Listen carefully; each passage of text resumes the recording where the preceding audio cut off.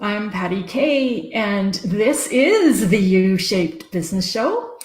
And our topic today is actually a book review. I can't believe that it's been today's the 14th episode, and I haven't done a book review yet. So that's what we're going to do today. And I really like the book that I'll be reviewing today because I believe that a big part of running a U-shaped business is to know yourself. And this book definitely falls into that category. And the book is called The 4 Tendencies by Gretchen Rubin. You may know her from The Happiness Project or Better Than Before, her book on habits. And if you're the kind of person who really likes personality tests, I am for sure, love personality tests. I want to know what kind of a marketing dog I am.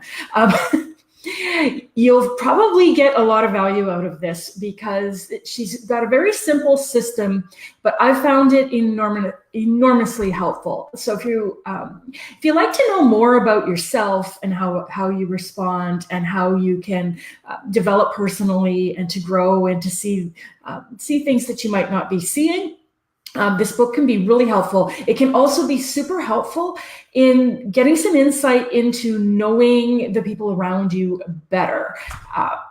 The groupings are simple. There's only 4 of them, but they actually explain a lot of things around trouble developing new habits, attention when you're working with other people or living with other people, and you find that they resist everything or they question everything or they just don't act the way you act. So the information in this book has the potential to make you a better leader, a better manager, a better coach, a better parent, actually just a better person. So what she's done, I'm just going to change my slides here, is that the entire premise of the book is all around how we meet expectations. And she groups people into 4 categories based on how they meet inner expectations and outer expectations. So outer expectations are the ones that are imposed upon us from the outside world. So other people, laws, systems, policies, rules and regulations. Those are the outer expectations of the world at large. And then there's inner expectations, and this is self-directed.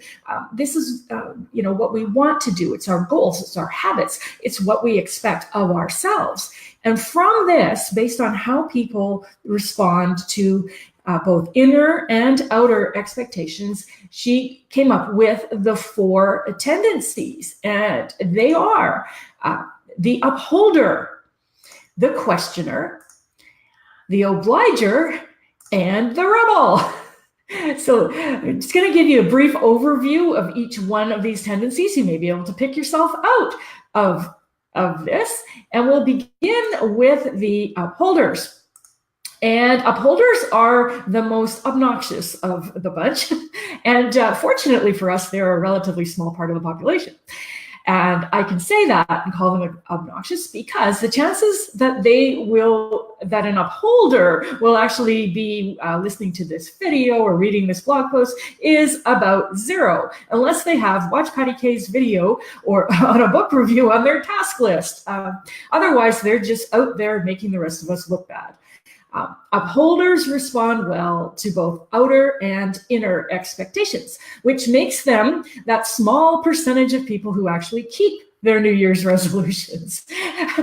Upholders file their taxes on time, they turn in their work early, and when they say they're going to go to the gym, they actually go. They make new habits easily. Aren't they just so annoying already, just hearing about them? What I found really, really cool about this book is that Gretchen herself admits to being an upholder, and she manages to lose that kind of uptightness that you might expect comes with upholders. And I found it highly amusing to read her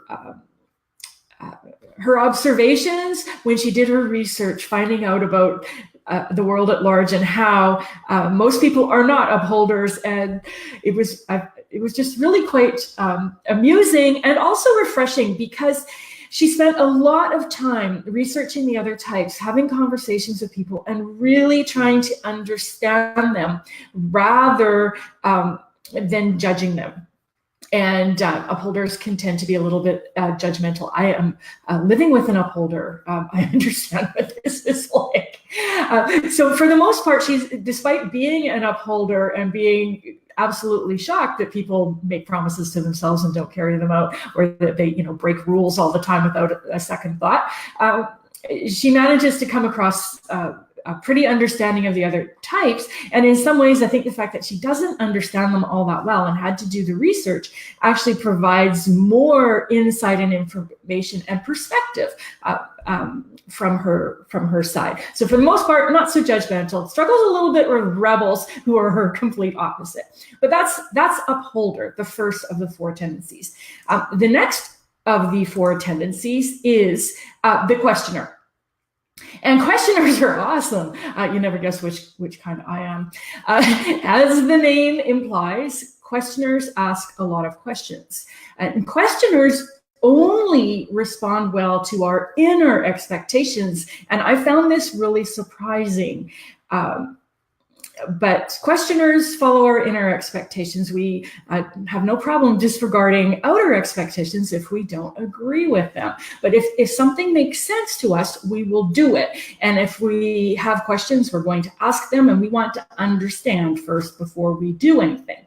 So as a questioner, if we agree with the rules, we'll follow them, but we will rebel against those stupid TPS reports that the upholders turn in early. We just won't get around to doing them because we don't think they're valuable. So questioners get stuck when they lack clarity. That's why they ask questions. But when they have clarity, when they understand, when they can make a decision on their own, they will follow through. And for me, this put on so many light bulbs. Because I was often giving myself a hard time for not carrying forward with plans, and I seemed to be a little bit hit and miss. But when I really looked at the situation, I realized that if I had clarity and my questions were answered and I felt confident about a decision, I would move forward, and I can be totally self-directed. I don't need anybody to tell me what to do. I will do it, but only if I have the clarity about what that is. And it really, for me, uncovered why coaching has been a hit and miss thing for me. I've worked with a number of coaches, and sometimes I'm like, not so helpful. And other times it's like, wow. And what it comes down to is accountability. As a questioner, and maybe you're a questioner too, questioners don't do well with outside accountability. Hiring a coach for accountability does nothing for me. I have no problem reporting back to a coach saying, yeah, that homework, didn't do it. Or going to a mastermind meeting and say, yeah, I said I was going to do that stuff, but I didn't. And I don't like being forced to decide on a commitment by the end of a session because I haven't had enough time to do the research or to ask the questions. So that kind of coaching that's focused on accountability doesn't work for me. On the other hand, coaches who provide a lot of questions and help me get clarity, who give me perspective on what's going on for me, really, really rock my world. So if you are a coach, I highly, highly recommend that you get this book because it can shed some light on the different kinds of clients that you work with so that you can offer the right kind of coaching to the right kind of people. So that is the questioner. One of the fun things about this is that she said that I had crackpot tendencies, which actually made me laugh out loud, and I could see the truth in it. And if you want to know more about that, you'll have to get the book. Next of the tendencies is the obligers. And most of the population fits into the role of obligers. And obligers are the opposite of questioners. They respond only to outside expectations, so they need accountability. Obligers will do what other people expect of them. They will follow the rules. They will get those reports in on time, but they're not going to follow their own commitments. Obligers can't make or can't keep New Year's resolutions. They have trouble building new habits. And if you are an obliger, if you identify as an obliger, the best thing you can do for yourself is to get some outsider accountability. And if that's you, there's like zero shame in it. I'm a huge fan of doing what works, taking the shortcut and making it easy for yourself. So if you're an obliger and if you have plans and you want to do them, if you want to build those new habits, get yourself a coach, get yourself an accountability partner, get that outside expectation working for you, and just ignore any sneering that you might get from an upholder who doesn't need that kind of stuff. So for obligers, they're very much like one of my clients. She put it perfectly as an obliger. She says, if I promise you that I will do these things for my business, if I will make these phone calls, I will. But if I promise myself that I'll do them, I won't. So easy solution to get the stuff done, get somebody to hold you accountable, because you need the accountability. The final tendency is the rebel. And she has these nice little quotes for each of the tendency types in the chapters. And for this one, I loved it. It's, you can't make me, and I can't make me either.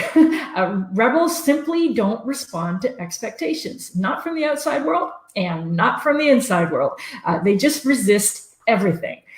They're the rarest people, the rarest group of people, and they're often responsible, of course, for big breakthroughs in thinking, because they're not going to go along with the crowd. They're going to find their own way, resisting everything and finding new solutions. But rebels can also be frustrating to deal with, and especially frustrating if you're an upholder, because they will be your exact opposites. And rebels are the people who will say something like, if you ask them to take out the trash, they would respond with, I was going to, but now that you asked, I won't. So rebels need choices. They need to decide for themselves in the moment. They do well with understanding what the consequences are, making their own decisions, and keeping their own plans loose so that they can actually change their own mind. But if you're a rebel, it can be very frustrating to get yourself to do things and to get on with other people in society and to meet expectations.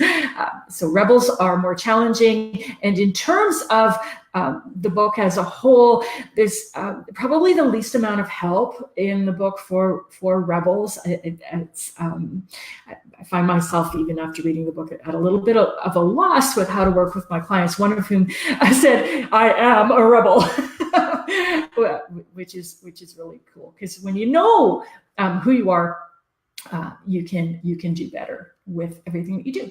So that's the 4 tendencies. And if you're into self-awareness and self-growth, I would say that this book is definitely worth checking out. Now, if you work as a manager or leader or coach or wellness practitioner, this book can help you with your clients. It will help you understand the difficult in clients or the difficult employees.